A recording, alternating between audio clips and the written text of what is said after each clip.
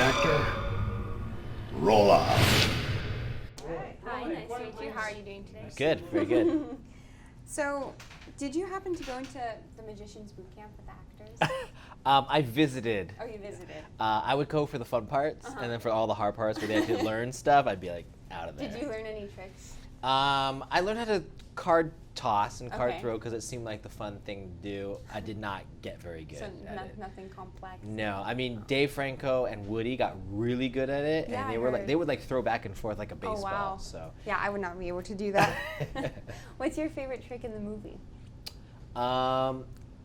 To me, we have this card sequence where they're stealing this computer chip the size of a playing card, and so all the cardistry that they do whenever they're touching that card is real. So they had to train for it. It took a lot of effort.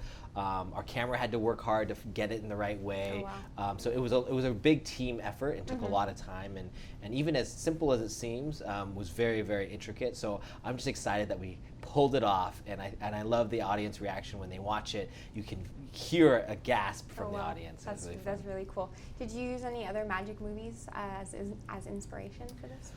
I mean, honestly, it was really the first one, because I didn't do the first one, so, and I'm a huge fan of it. So it was a hard sort of thing of like using the language of the first one, but doing it in a different way or changing the perspective. So to me, that was a lot of and I actually studied a lot of just real magicians, even on YouTube or wherever, to understand the philosophy and how they told stories, because ultimately magicians are master storytellers. Oh, yeah, yeah. And I loved that idea, and seeing how different people tell different stories and how they present things and why it makes me intrigued or curious was these techniques I tried to use in the movie. Were you always interested in magic? Pretty much as a kid. Yeah, I'm the youngest of 5 kids, so all my brothers and sisters would either be doing magic or I'd be trying to do it. And we'd watch David Copperfield on his live shows doing like big tricks. So it was always a part of my life for sure. Yeah, what came first, the movie or the magic? I would say I was probably intrigued by magic first. Okay. But really, I wasn't very good or anything like that. I liked watching it.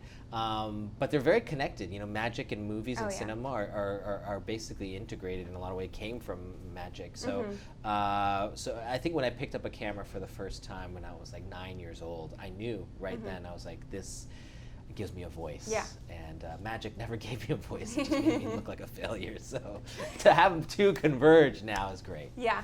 Since you've done both musical types of movies and now magic, what about a magical musical? I think that would be great. I think a Now You See Me musical should be on Broadway, by the way, and probably will happen one day. I think they're you know, in the same way that a musical has moments that take a character from one place to another, we really tried to structure our movie like that. So not just a magic for magic's sake, but really push the story forward or push a character forward and have purpose for those things. Wow. What can we look forward to next? I'm working on Now You See Me 3, which is really exciting, and we have some great ideas, and we're learning a lot from the audience as well, and adding new twists and turns so they don't catch up to us. And I'm working on this movie called Crazy Rich Asians, which is based off a book that Kevin Kwan wrote a couple years ago, all Asian cast, breaking sort of new ground in that way, and I'm really excited to do that. I'm excited for it. Cool. It's a fun book. You should check it out. Yeah, definitely. In the movie, the characters reveal how they do their tricks, and in real life, magicians don't do that. Was there a discussion on whether or not to do that? Keith Barry and the other magicians and I would all talk about like what can we give away, what can't we give away. It was always a debate. The line is very gray because the audience wants to know, but we don't want to give away too much, and the audience doesn't want to know. So either way, they're frustrated. But the frustration in real life is fun because you were there and you're like, I definitely didn't see a string be anywhere. Whereas in a movie, you're like, I just want to know the answer. Yeah. You're like, well, that's not the point of magic. So there's these two conflicting ideas that collide in our movie. So we always had to be very careful